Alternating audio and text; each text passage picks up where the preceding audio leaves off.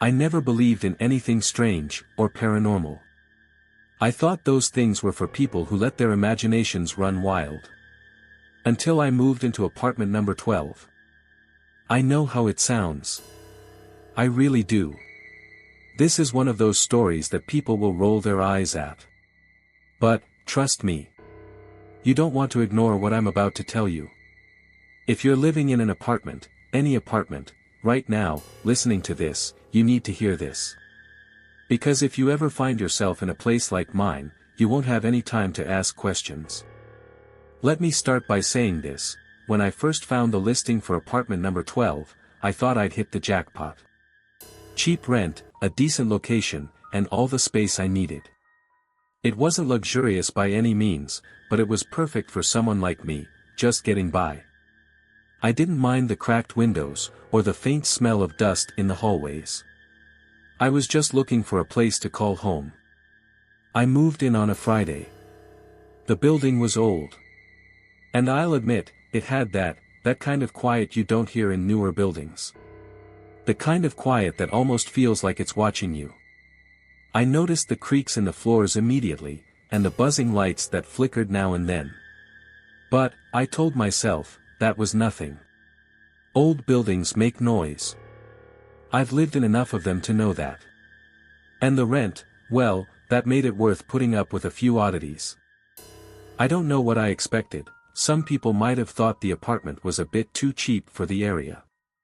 But I had already seen what places in my price range looked like, so this one seemed like a real find. I was excited, relieved, even. I could finally stop bouncing from couch to couch. I wish I had been warned. I didn't know then, but I know now. People don't just disappear, not without a reason. And it's not just the apartment itself that's, well, cursed. It's the rules. The rules you don't see when you first walk through the door. But there are rules. 7 of them, to be exact. I didn't know about them when I moved in, but I learned fast. Look, I'm not asking you to believe me. You don't have to. But I need you to understand something before we go any further. I didn't make any of this up. What happened to me in apartment number 12? It's real. And I'm telling you this so you never have to make the same mistakes I did. It wasn't long after I moved in that I started to notice the odd things. Little things. The kind of things you ignore because they don't seem important at first. But when everything starts happening at once, you can't ignore it anymore. There was a tap on my door one evening, late, around midnight. Just a knock. Slow. Unmistakable. No one ever knocks on your door at midnight, right? Not unless they're selling something, or worse, looking for something. But this was different. I wasn't expecting anyone, and there wasn't anyone else in the hall. Just me. I opened the door, and there was nobody there. Not a single person. No footsteps, no sounds. Nothing. And I know what you're probably thinking, well, maybe you imagined it. But trust me, I felt it. I felt someone standing just on the other side of the door, even though I couldn't see anyone. You can call it paranoia if you want. But that night, I didn't sleep. The whole place felt off, even though I couldn't put my finger on it. It wasn't just the knock. It was the way the hallway light flickered when I looked down the corridor. The way the air seemed to change whenever I walked into certain rooms. It's easy to brush things off when you're not sure what's real. But when things get worse, when they start to happen again, and again, there's no way to ignore it. And that's when the rules started coming up. But not by anyone who lived there. I met Mrs. Walker a few days after I moved in. She lived across the hall, in apartment number 13. At first, I thought she was just an old woman. You know the type, quiet, a little creepy, maybe even kind of sweet. But there was something in her eyes when she looked at me. Something that made me feel like she knew more than she let on. One afternoon, as I was coming home from work, she stopped me in the hall. She gave me this look, this warning, and then said something I'll never forget. She said, "There are rules to living here. You'll learn them, but not soon enough. And when you do, you'll wish you hadn't." I didn't know what to make of it. She didn't seem like the type of person who would say things like that for no reason. I thought it was just the ramblings of someone old who'd lived in the building too long. But later that night, I realized she wasn't joking. Around 2 a.m., I woke up to the sound of scraping. Like nails dragging across the floor. At first, I thought it was just a mouse or something. But when I looked around, the scratching was coming from inside the walls. I got up to check, but the noise stopped. I thought maybe I was just tired, hearing things. But deep down, I knew. I knew that whatever was in that apartment with me wasn't something I could explain away. And that's when I realized. Mrs. Walker's warning wasn't just a strange old lady's ramblings. She was serious. There were rules in this building, rules that you don't ignore if you want to survive. I didn't understand them all right away. But I learned. And by the end of this story, you'll understand too. You'll learn the 7 rules you must follow if you want to make it out of apartment number 12 alive. You think this is just another ghost story, don't you? Well, it's not. The truth is far worse. Because the rules aren't just there to protect you from ghosts. They're there to protect you from what lives inside apartment number 12. And believe me, you don't want to meet it. This is your warning. Pay attention. Or you might just become the next one to disappear. After I heard Mrs. Walker's warning, I couldn't shake the feeling that the apartment wasn't just old, it felt alive, as though the walls themselves were breathing. But at that point, I didn't know what to do. I tried to forget it, to push the thought of the knock and the scraping noise out of my mind. After all, it was just an apartment, right? Nothing to worry about. But every time I came home, there was this weight to the air. Like something was always watching. The first few days were quiet. The sounds of the city outside blended into the background, and I started to settle in, thinking maybe I had just been overthinking things. The other tenants seemed harmless enough, just people going about their business. Mrs. Walker, though, she kept her distance, almost as if she were waiting for something to happen. I did what anyone would do in my situation. I unpacked, set up my things, and tried to make the place feel like home. It was small, but I liked it. I even found a few oddities in the building's design. There was this one hallway that never seemed to end, no matter how far I walked. And the floor creaked in places that shouldn't have creaked, like it was hiding something. But again, I brushed it off. Old building. Probably nothing. There were other things, too. Strange sounds at night. Faint whispers that I couldn't place. The type of sounds that make your skin crawl, but when you turn to look, you're left staring at an empty room. At first, I thought it was the building settling, or maybe even my own mind playing tricks on me. But there was something about it. A presence. A feeling that I wasn't truly alone. It didn't take long for me to meet the others in the building. I didn't get to know most of them, just small talk in the hallway, the occasional nod. But there was one person I couldn't avoid, Mr. Colby, who lived a few doors down from me. Now, let me be clear, I'm not saying Mr. Colby was crazy, but the man, he had a way of looking at me. Almost like he knew something I didn't. One evening, I was coming home from work, and he was waiting for me by the elevator. We exchanged pleasantries, but then, out of nowhere, he just looked at me and said, "You're new here, aren't you? You're going to need to be careful." Now, that caught me off guard. I'm used to meeting people in apartments, but Mr. Colby wasn't just making small talk. It was more like a warning. He didn't explain what he meant. Just gave me this long, uncomfortable look, then walked away like nothing had happened.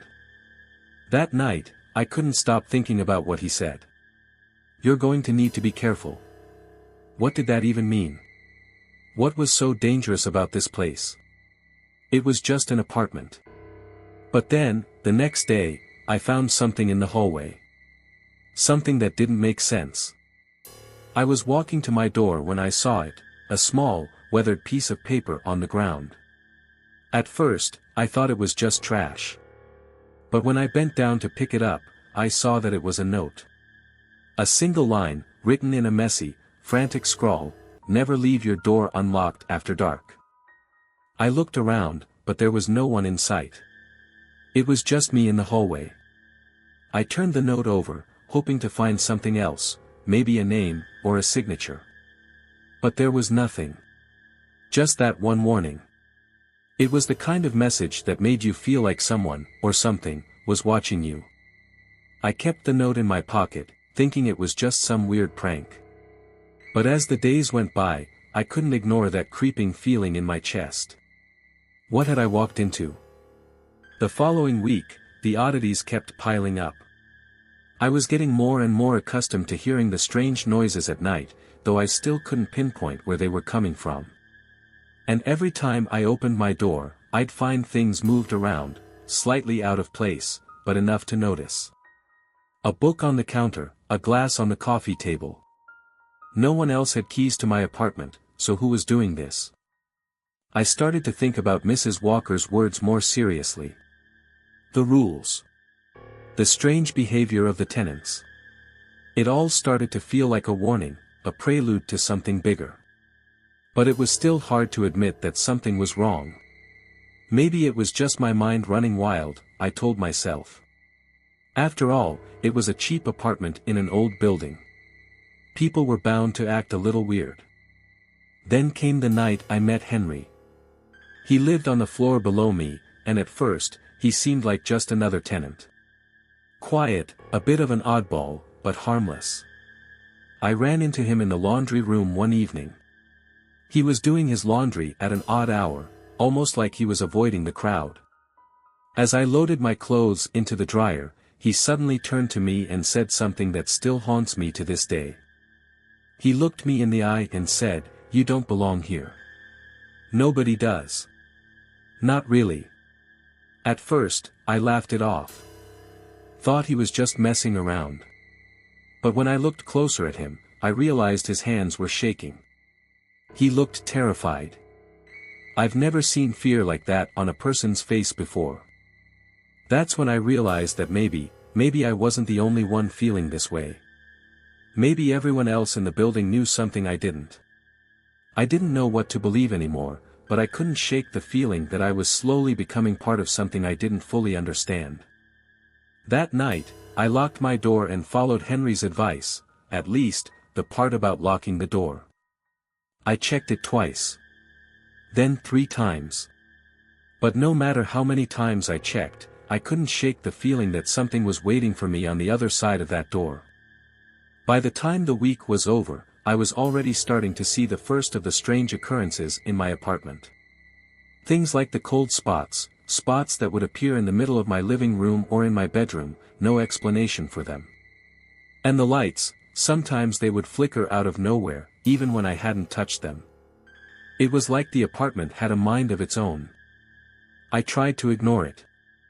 I tried to chalk it up to old wiring, poor insulation. But I couldn't. I knew it wasn't just a broken light bulb or a draft. I was starting to realize that the apartment was changing me. Every day, I felt a little more paranoid. A little more like I was losing my grip on reality. And then came the day I saw it. A figure. Standing in the hallway, just beyond my door. Not a neighbor, not anyone I recognized. But it wasn't just the figure that sent a chill down my spine. It was the feeling I had, like it had been watching me the entire time. Waiting. Watching me, waiting for me to make a mistake. I don't know how long I stood there, staring at the figure in the hallway, but I swear it felt like hours. My breath caught in my throat, and my body froze. I was too terrified to move, too terrified to even blink. But as I stood there, I realized something. I didn't know what this figure was, but it knew me. It knew I had seen it. It wasn't just the way it stood there, unmoving, like it was part of the shadows themselves. It was the fact that I didn't hear anything, no footsteps, no breathing, nothing. Just a silhouette against the dim light. The air in the hallway felt thick, heavier than usual, like the weight of everything pressing down on me. I tried to move, to call out, but my body wouldn't respond.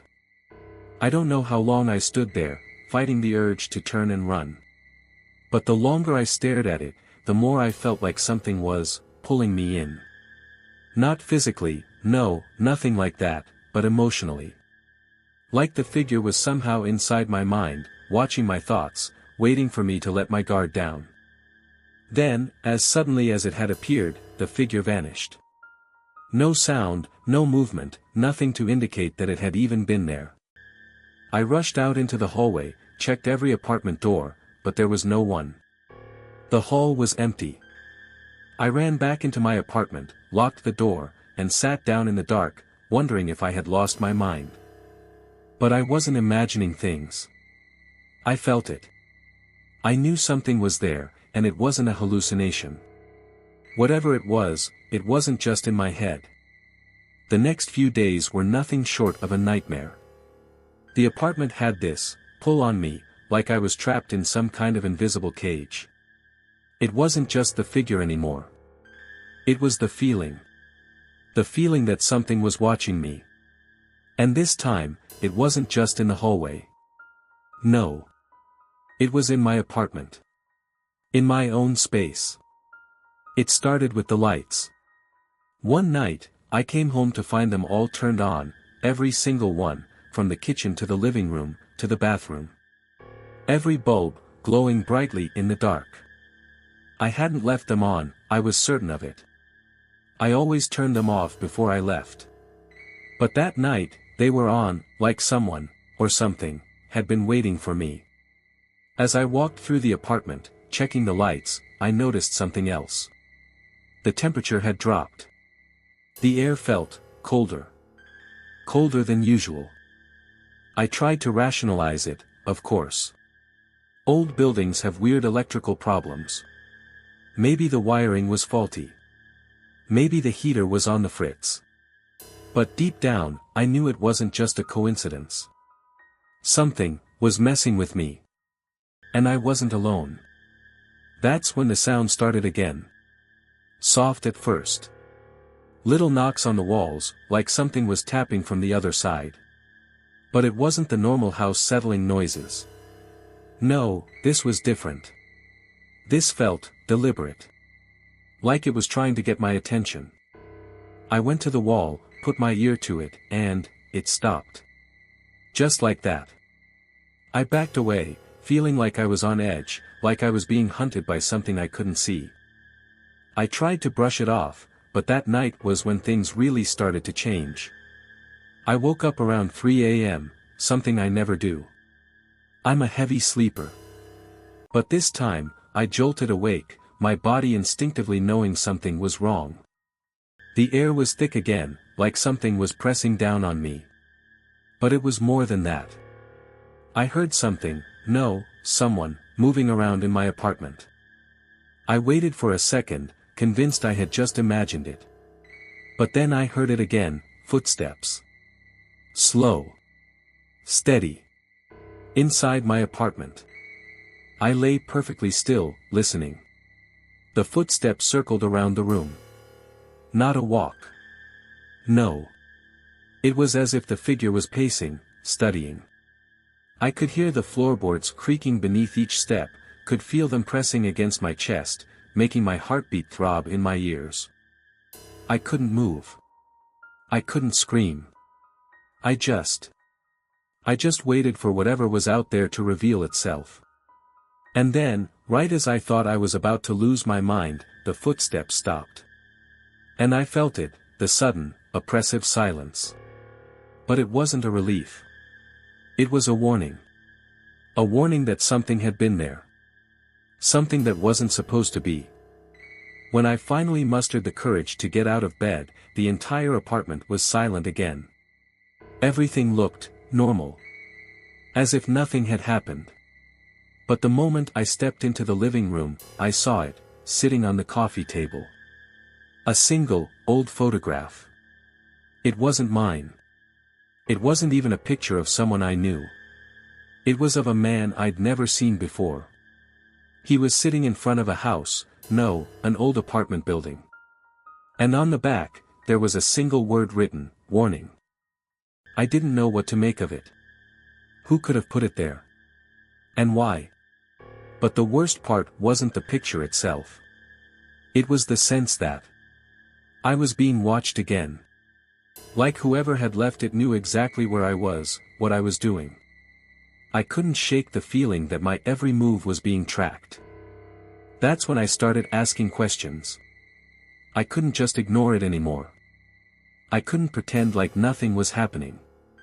I went back to Mrs. Walker, hoping for answers. She looked at me, but she didn't say a word.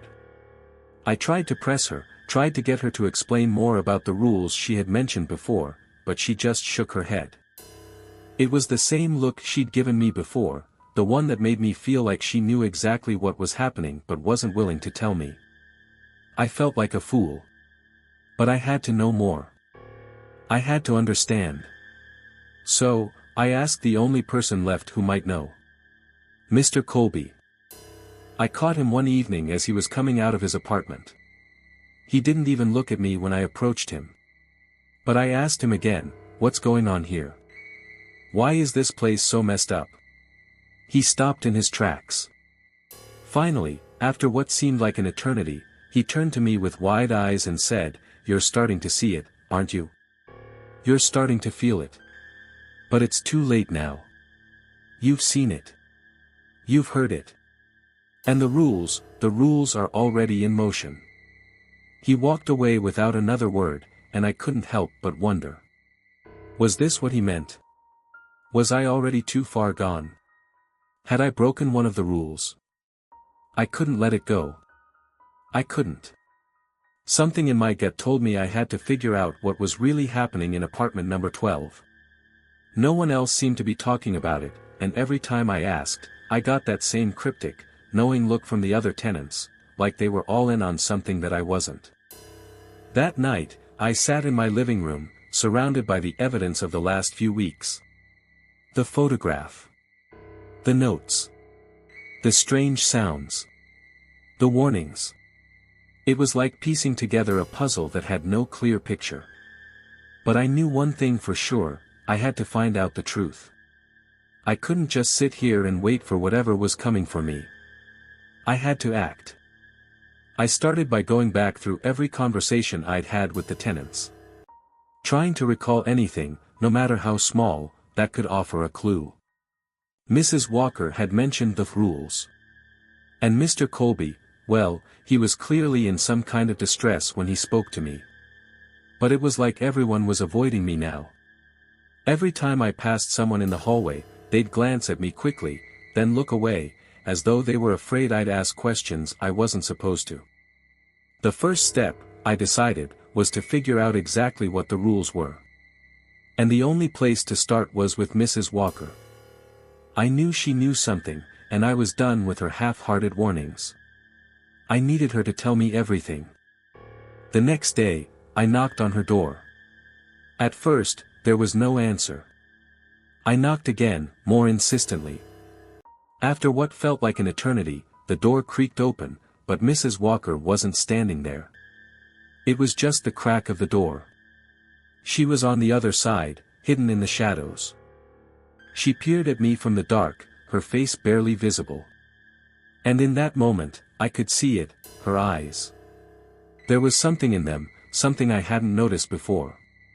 It wasn't just fear. It was resignation. Like she had given up, like she already knew what was coming. And she wasn't about to try to stop it. "What do you want?" she asked, her voice barely audible. I could tell she was scared, but not of me, of something else. Something I still couldn't understand. I asked her straight out.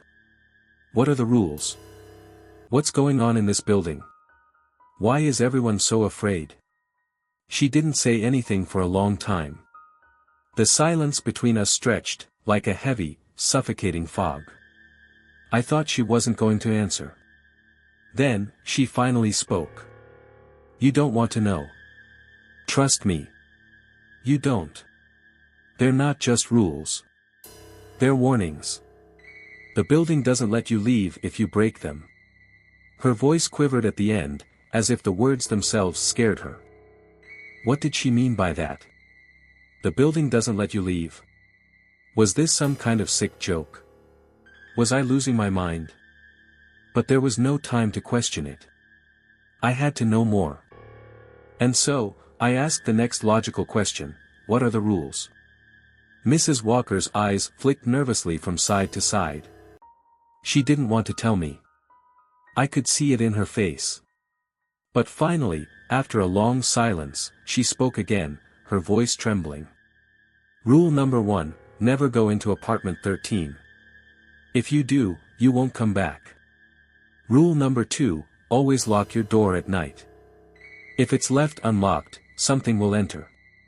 Rule number 3, never let anyone in after midnight. She stopped there, her voice shaking so badly I could hardly hear the last words. I could feel the chill in the air getting worse as she spoke, like the temperature was dropping with every word she said. These weren't just rules anymore. They were warnings. And they were meant to keep me inside, to keep me away from something I wasn't supposed to find. I asked her about the last rule, the one about never leaving after midnight. But she wouldn't answer. She just stared at me with those sad, knowing eyes, and then she said, "You've been warned.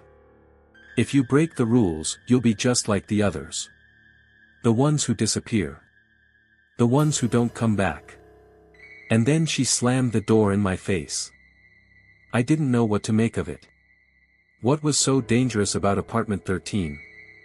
And why was I being warned like this? Everything she said felt like a riddle I was too scared to solve. I had to know more. So, I started asking the other tenants. The ones who seemed to know something but were too afraid to speak. But no one would say anything. They'd all give me the same look, one of pity, of fear, and then they'd turn away. But I wasn't about to stop. I couldn't. It was like something inside me had snapped. Something was pulling me deeper into this web of secrets, and I had to get to the heart of it.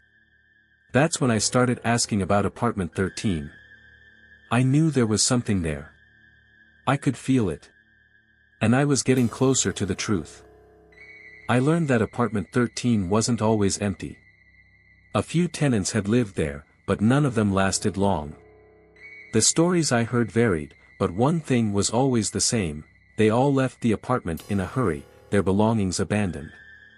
One tenant, an older woman, had checked out abruptly, leaving behind everything. Another, a man named Robert, had been found, well, not found, really. He had simply vanished, and no one had ever seen him again. Some said they heard him screaming in the middle of the night. Some said he'd gone mad. But no one talked about it openly. And then, a name kept popping up. A man named Paul. A previous tenant of mine. He was one of the last people to live in apartment 13. According to the rumors, Paul had been normal at first. Quiet. But then something had changed. He became erratic. He'd started talking about voices, saying they told him to do things. And one night, he was seen leaving the apartment at 2 a.m., wide-eyed, disheveled, and mumbling to himself about the rules. The next day, he was gone. Completely disappeared. I couldn't shake it. It was like I was being drawn into something I didn't fully understand, something I couldn't control. I knew I had to find apartment 13. But part of me knew that doing so would change everything. I was already too deep into this. And there was no turning back. Once you start digging, you can't unearth what you found. The deeper you go, the more you start to unravel, and at some point, you realize it's all unraveling you instead. I couldn't stop myself. I had to find apartment 13. I had to understand what was going on. I had to know the truth, no matter how much it terrified me. But even as I told myself this, something inside of me, something primal, was trying to pull me back, telling me that I was playing with forces I shouldn't. But I ignored it. I didn't care anymore. I was going to find out what was happening in that building, and nothing would stop me. The first time I went down to the 3rd floor to look for apartment 13, it felt wrong. The hallways were darker than usual, and the air was cold. I was nervous, but I told myself it was just my mind playing tricks on me. I could feel the weight of the building pressing down on me. I walked past the other apartments, the ones with the doors that were always closed, always locked, and felt as if something was watching me. Waiting. I finally reached the door I had been looking for. Apartment 13. It wasn't like the others. It didn't have the same age-old charm as the rest of the building. It was as though it had been forgotten, left to rot, left to decay in the dark. The door was stained, scratched, as if someone had been desperately trying to get out, or maybe keep something in. I stood there, staring at it for what felt like forever. My hand was shaking as I reached out to touch the handle. When I touched the door, it felt wrong. Cold. Unnaturally cold. I pulled my hand back, but my curiosity was burning. I wanted to know. I needed to know. So, I forced myself to open it. The moment I did, the air inside the apartment hit me like a wave, thick, musty, and stale. It was like the smell of decay, of things left behind for too long. The room was dim, and there was a strange hum, as if the apartment itself was alive, pulsing with something I couldn't quite explain. It was the strangest thing, like a presence was there, even though the apartment appeared empty. The walls were peeling, the furniture rotting, covered in a thick layer of dust. There were no windows, only a dim, flickering light above. It felt like I had stepped into another world, a world that didn't want me there. I moved further in, the floor creaking beneath me with every step. I couldn't explain it, but I felt like I was being pulled deeper into the apartment, deeper into the madness. Every corner I turned, every shadow I passed, felt like it was hiding something, something I wasn't supposed to see. But I couldn't stop. I couldn't turn back now. That's when I noticed the marks on the walls. Scratches. Long, deep gouges in the plaster. And there were words, too. Scrawled in a strange, jagged hand. No one leaves. Not without it. The words were smeared, like the person who wrote them had been in a panic, scratching them into the wall with desperation. I felt a chill crawl up my spine. I knew those words weren't meant for me. They were meant for someone else, someone who had been here before. Someone who had seen what I was starting to see. I couldn't stop myself from going deeper. I couldn't leave. Not now. I was already in too far. I turned into the bedroom. That's when I saw it. A mirror, hanging crookedly on the wall. It was old, antique, the kind of mirror that had been there for decades. But there was something off about it. It was cracked down the middle, the glass distorted like it was trying to hide something. I stepped closer to it, unable to tear my eyes away.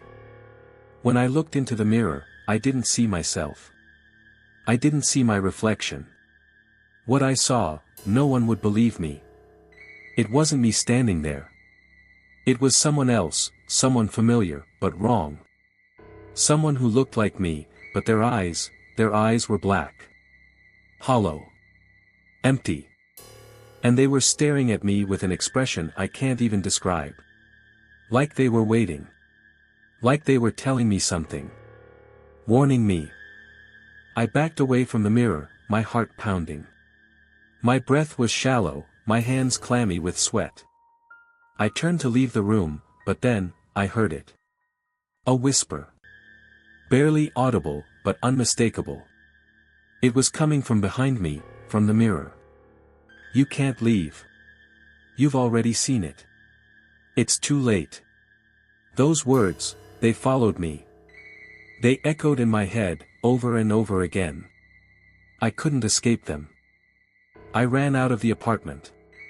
I didn't stop to think, didn't stop to breathe. I just ran. My heart was beating so hard I thought it would tear itself out of my chest. I didn't look back. But as I ran down the hall, I heard it. The footsteps. Not behind me, but in front of me. Like someone was chasing me. The sound of boots on the old, wooden floor, getting closer, closer. I turned the corner, nothing. I ran faster. I didn't stop until I was back in my apartment. I locked the door, bolted the windows, did everything I could to keep whatever was in there out. But it didn't help. I could feel it watching me. I could feel the presence in the room, like it was waiting for me to make another mistake. Like it was waiting for me to slip up just once. And that's when I realized, this wasn't just an apartment. No, this building, this thing had been alive long before any of us moved in. It had been watching, waiting, and now I had become part of its game. I started to hear things again. At night, it was the whispers, the scratching sounds at the walls. During the day, it was the feeling of being watched, always watched. I couldn't escape it. I couldn't escape the building. And worst of all, I was beginning to feel different. Like the apartment was seeping into my mind, twisting my thoughts. I couldn't sleep, I couldn't eat. I was losing track of time. I'd wake up and not remember what day it was, not remember what I'd done. But that's the thing about madness. You don't always know when it starts. It just happens. And when you're so deep in it, when you've crossed a line that can't be uncrossed, you don't even realize you've already become part of the story. I had become the next chapter in this nightmare. And there's no way out. Not anymore. I had tried everything. I had researched the building's history. I'd asked questions. I had even tried to contact the landlord, but the man was impossible to find. Every attempt to leave, to escape, was met with more resistance. More strange occurrences. It was like the building itself was holding me here, suffocating me. I had reached a point where I could no longer tell where the building ended and my own thoughts began. Every time I closed my eyes, I could hear the whispers. They were getting louder. Closer. And it wasn't just in my head anymore. I started seeing things, figures out of the corner of my eyes, shadows moving across the walls when I knew no one was there. The walls seemed to breathe sometimes, like the apartment was alive. Watching me. Waiting. I couldn't ignore it anymore. I couldn't pretend like this was all in my head. I'd broken the rules, I knew that now. I had broken the unspoken rule of the building, the one that no one talked about, but everyone knew. I had looked at apartment 13. I had walked into it. And that had been my undoing. It didn't matter what I did now. There was no escape. The rules were not something that could be bargained with. They weren't something you could just fix. I thought I could handle it. I thought I could find a way to outrun it. But I wasn't dealing with a regular building. This place, it was alive. And once it got inside your head, once it took you, there was no turning back. It started with the clock. The ticking. At first, I thought it was just a malfunction, something minor. But it wasn't. The clock in my living room, which had always been silent, began ticking on its own. But the ticks didn't come at regular intervals. They were irregular, erratic. Each tick seemed to echo in the empty rooms, bouncing off the walls, growing louder, faster, until it felt like it was reverberating inside my skull. Tick. Tick. Tick. It felt like the clock was counting down to something, or someone. Then the lights started to flicker. It was subtle at first.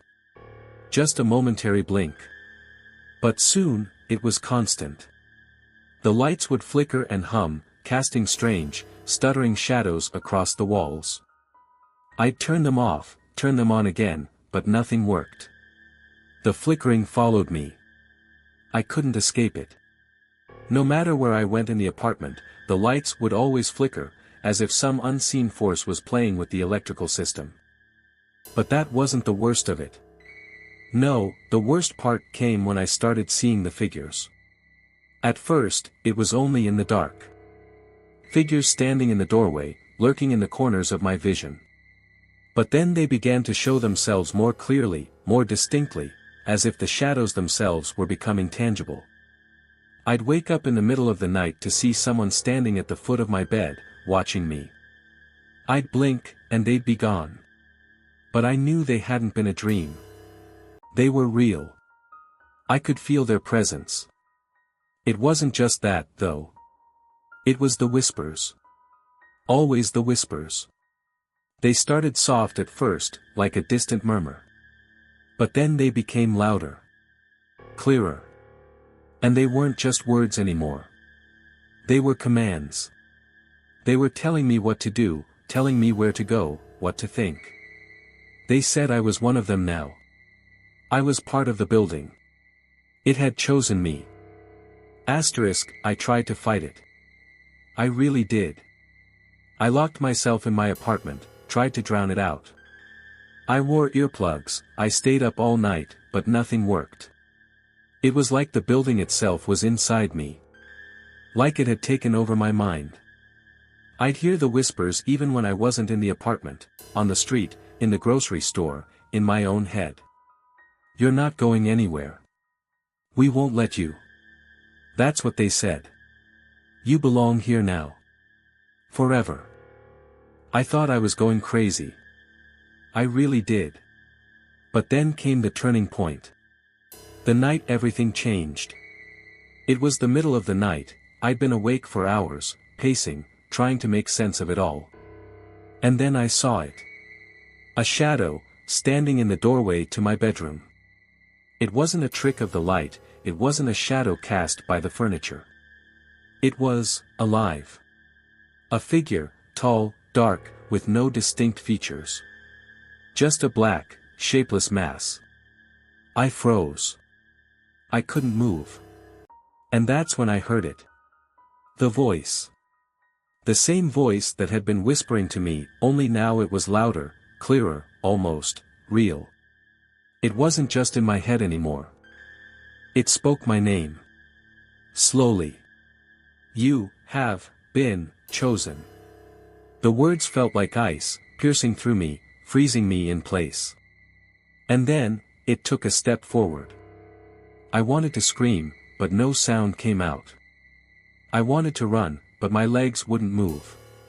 My body was paralyzed with fear. The figure came closer, closer still. And that's when I saw it, something that made my blood run cold. Behind it, I could see the faintest outline of another door, a door I hadn't noticed before, a door that wasn't there the last time I had looked. A door I knew, deep in my gut, was the final door. The one I had to open. I don't know what it was, but I knew, that if I opened that door, everything would change. I could feel it. The whispers grew louder, almost deafening now. The shadow figure stepped aside, as if inviting me in, as if it were waiting for me to make my choice. I was paralyzed, standing there in the middle of my bedroom, unable to move. It was like my body was no longer mine. I've seen things. Things that no one should see. I've heard voices, felt presences, watched as things moved on their own. I've learned the rules, and I've learned that there is no way out. The building has taken me, and it won't let me go. It's too late for me now. I know that. I've broken the rules. But you still have a chance. You can still leave. You can still escape. But you have to listen to the rules. Don't make the same mistake I did. Don't step too far. Don't go searching where you shouldn't. Don't open the door. Because once you see it, you can never unsee it. And then, you're just like me. Trapped. You've been warned. There's no turning back now. I know what you're thinking. Maybe you think you can do it differently. Maybe you think you're strong enough to face this, to outrun it. But you're wrong. Trust me, you're wrong. The moment you step foot in this place, you're already part of it. And once it has you, there's no escape. You can't just walk away. I tried. I really did. The night I saw the door, that was when it all changed. When the shadow figure moved aside, I could feel the air shift. It was waiting for me to open it. I thought I could just ignore it. I thought I could just leave the apartment and forget everything. But it didn't work. The building doesn't let you forget. It doesn't let you leave. That night, I tried to sleep. I tried to block it all out. I lay in bed, staring at the ceiling, thinking maybe I was just losing my mind. But I couldn't close my eyes for long. Every time I did, I felt that pressure in the room. The weight of something, someone, watching me. And then I heard it. The sound of scratching. At first, I thought it was the pipes, or maybe rats in the walls, but it wasn't. No, it was something else. Something alive.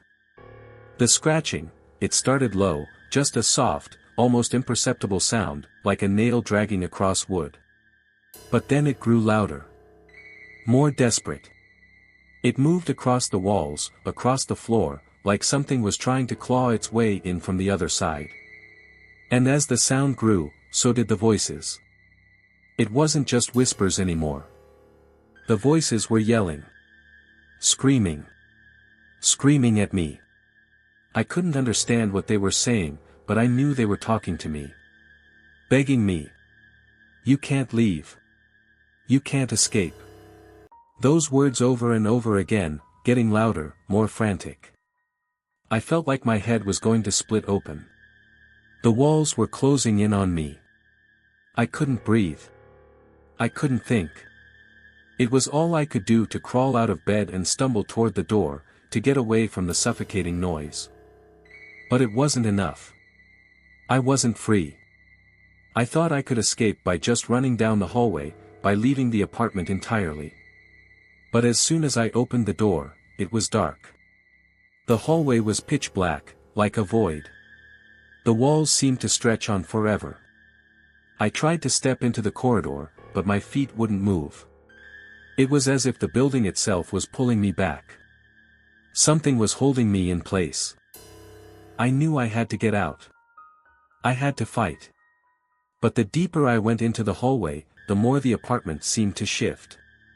The walls were closing in, getting narrower, like a trap. And then I saw it.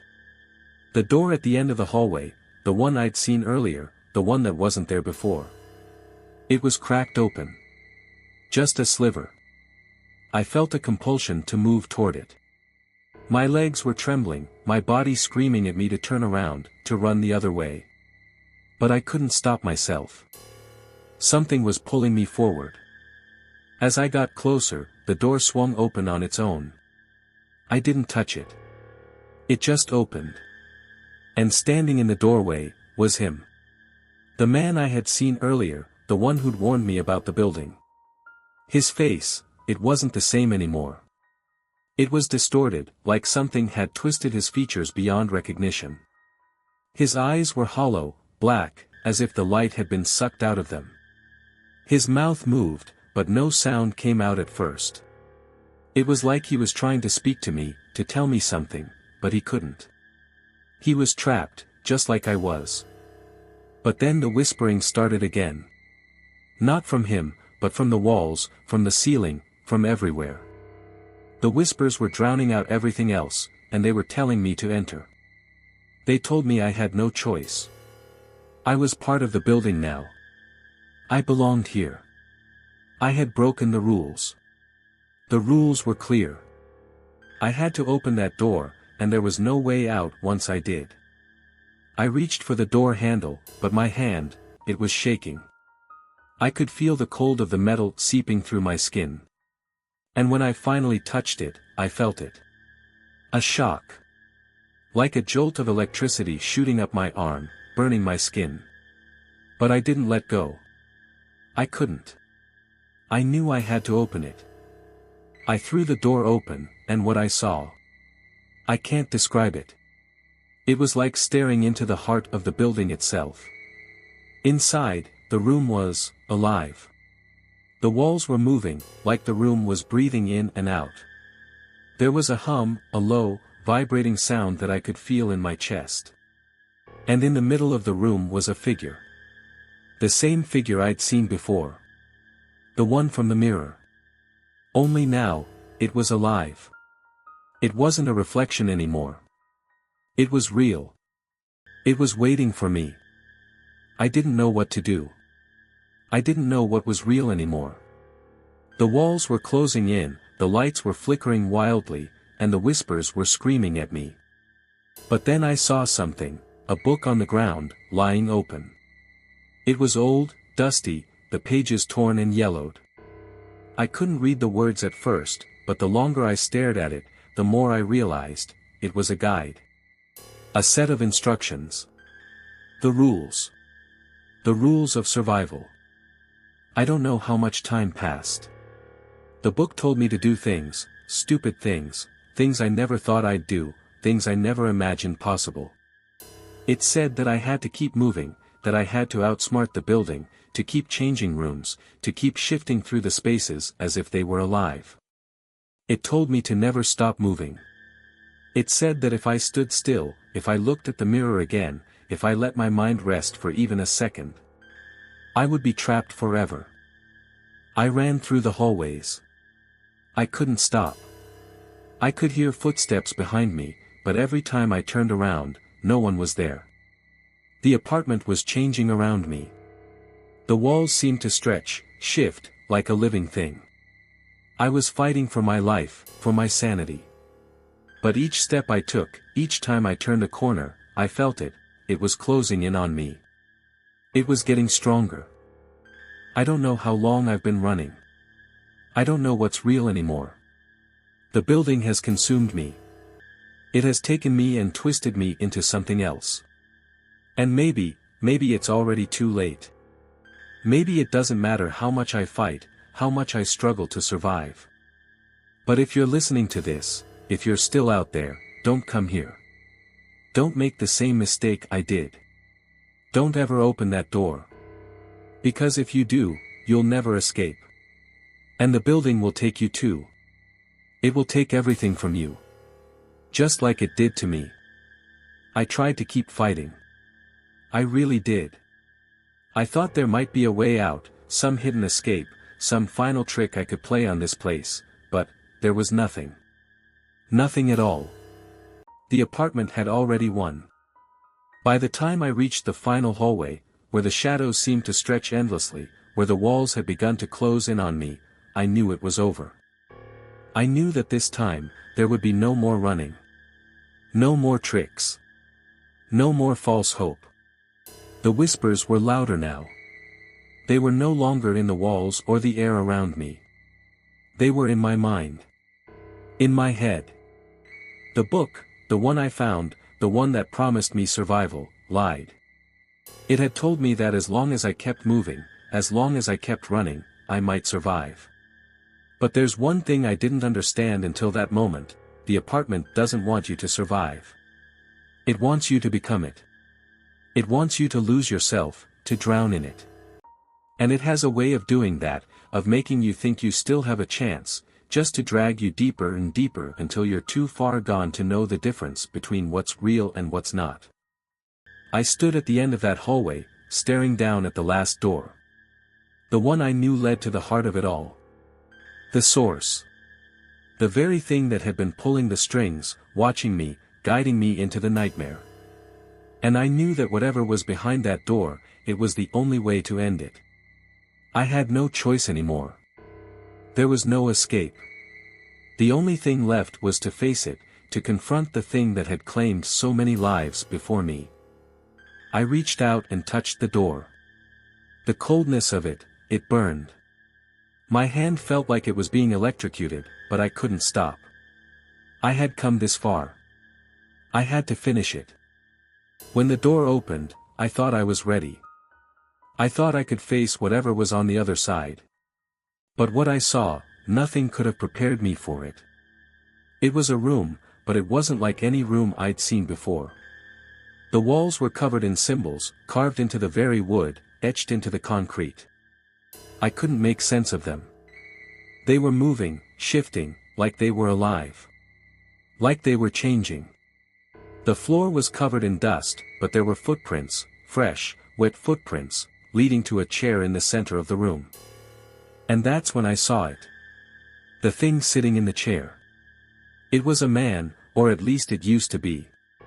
He was dressed in old, ragged clothes, his face pale and gaunt, his eyes hollow and empty. He didn't move, didn't acknowledge me. But somehow, I knew it was him. The man from the hallway, the one who had warned me about the rules. I realized then, he was just like me. I moved closer, my heart pounding in my chest. The room felt like it was closing in on me. The air was thick, heavy with something I couldn't explain. And as I stood there, just inches from the man, I saw it. He wasn't breathing. He couldn't have been alive. But his eyes, they followed me. They stared straight into mine, and in that moment, I knew. I knew what had happened to him. What had happened to all of them. This place doesn't just trap you. It replaces you. It takes your soul, your essence, your identity, and leaves you nothing but an empty shell. That man in the chair, he was me. He had been me. I was staring at my future, if I didn't find a way out, if I didn't do something to stop it. I could feel the pull, the temptation to sit down in that chair, to let it take me. To let it consume me. I had to resist. I had to. I couldn't let it happen. I had to destroy the heart of this place, the thing that kept it alive. The source that fed on the fear, the pain, the loss. I looked around, desperate for anything, any way to fight back, to end this madness once and for all. And that's when I saw it, the book. The same book I had found earlier, the one that had led me here. I grabbed the book and opened it, flipping through the pages as quickly as I could. It was all in there. The ritual. The rules. Everything I needed to know. But I wasn't ready. I wasn't ready for what came next. I had to summon the thing, the entity, the force that had taken over the building. I had to force it to show itself, to face me. To end it. I began chanting the words from the book, not knowing if they would work, not knowing if they would do anything at all. But as soon as I started, the room seemed to shift. The walls began to tremble, the floor cracked beneath me, and the whispers became screams. They were everywhere, deafening, drowning me. It was as though the building itself was alive, fighting me, trying to stop me from completing the ritual. The man in the chair stood up suddenly, his movements jerky, unnatural. He looked at me, and for the first time, I saw it in his eyes, pure hatred. I could feel it, like a force pushing me back. The air grew colder, and the shadows thickened, wrapping around me like a vice. I felt myself slipping, felt the darkness pulling at my mind, at my soul. But I couldn't stop. I couldn't let it win.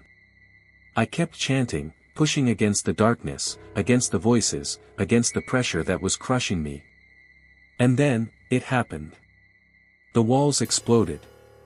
The entire room shook, and I felt myself falling into nothing. But then, it was over. It's quiet now. Too quiet. The building, it's gone. Or maybe I am. Maybe I'm trapped here, in the space between. I don't know. I can't tell anymore. What I do know is that the rules, they're real. And if you ever step foot in that building, if you ever break them, you'll be just like me. Lost. I thought it was over. I thought when the walls fell, when the screams stopped, when the whispers finally faded into silence. I thought that would be it. That the nightmare would be done, that I'd be free. But nothing about this place is ever that simple.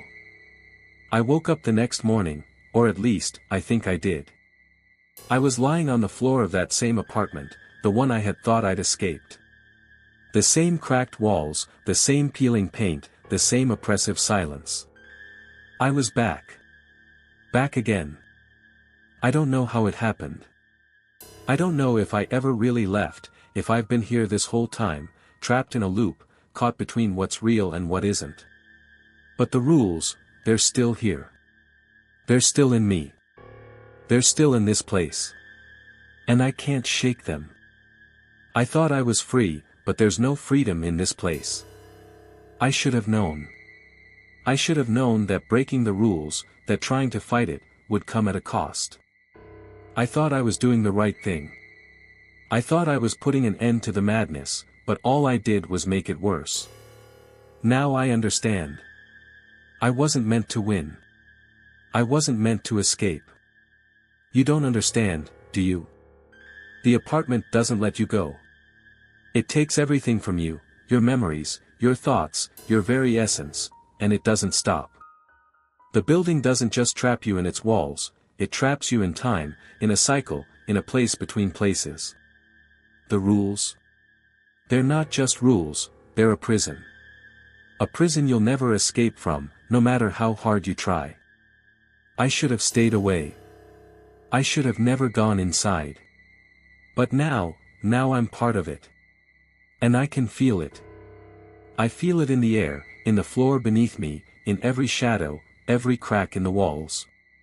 It's there, watching. Waiting. It's not over. It's never over. I left the apartment. I didn't want to, but I had to. I had to get out, to get away from that place before I lost my mind completely. But as soon as I stepped outside, I realized something. It didn't matter where I went. It followed me. I don't know how it does it, but the building, it's like a parasite. It attaches to you. You can't escape. You can't outrun it. It's already inside you. I left the building, but I couldn't escape it. I started seeing it in everything, in the cracks in the sidewalk, in the reflection of windows, in the faces of people passing by. They didn't know what they were looking at, but I did. I saw the signs. The apartment, the rules, the building itself, it's alive, and it doesn't forget. It never forgets. I don't know how much time has passed since then. Days? Weeks? Months? It's hard to say. Time doesn't work the same when you're trapped in its grip. The longer I'm away from that place, the more I start to forget.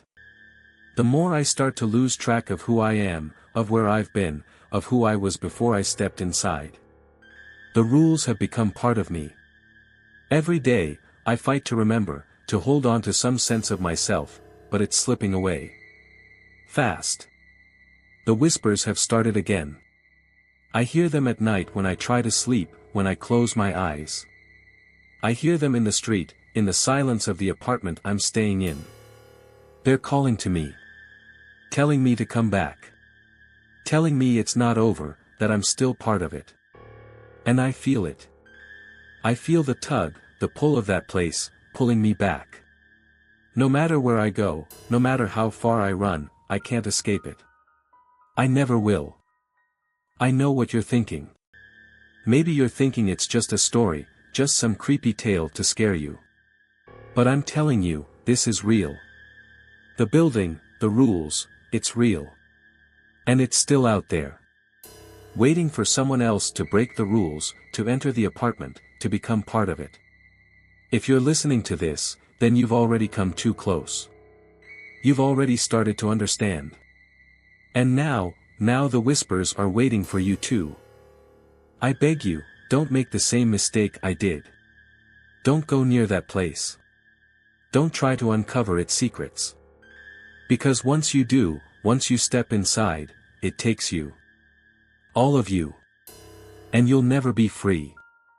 The apartment will claim you. Just like it claimed me. There's no way to fight it. No way to stop it. It's not over. It'll never be over. Because once you break the rules, once you step inside, the apartment owns you. It's alive, and it's always hungry. Hungry for more souls. Hungry for more lost lives. I've warned you. I've told you everything I know. The rest, well, it's up to you. But remember this, there are 7 rules. And if you break them, you'll become part of the story. Just like me.